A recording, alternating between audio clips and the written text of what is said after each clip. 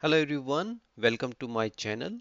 In today's video, I will show you how to use the switch function in Excel to display an output based on two or more inputs. In this table, we have different combinations of effort and size which the user can select in cell A16 and B16 respectively. The output or complexity will automatically appear in cell C16 based on the given table. For example, if effort is low and size is low, the complexity will be low. If the user change the size to high, the corresponding complexity will change automatically. To calculate the complexity in cell C16, type equals to switch opening parenthesis, select cell A16, ampersand, select cell B16.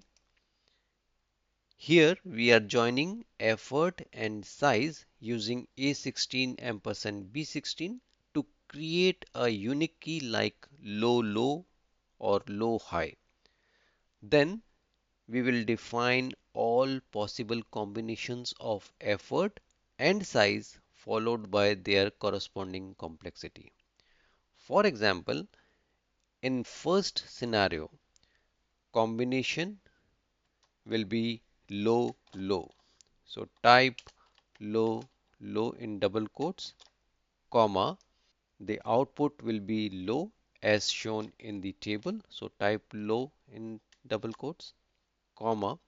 Now for second scenario, combination will be low medium.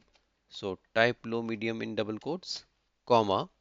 The output will be low again. So type low in double quotes, comma.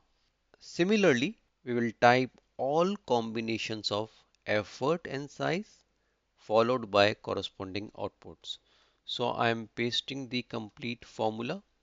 At the end, we add a default value unknown in double quotes to handle any unmatched combination. Closing parenthesis and press enter. Now select effort as high and size as medium. The output will change accordingly. Now you can test different combinations of effort and size and you will get the complexity as given in table.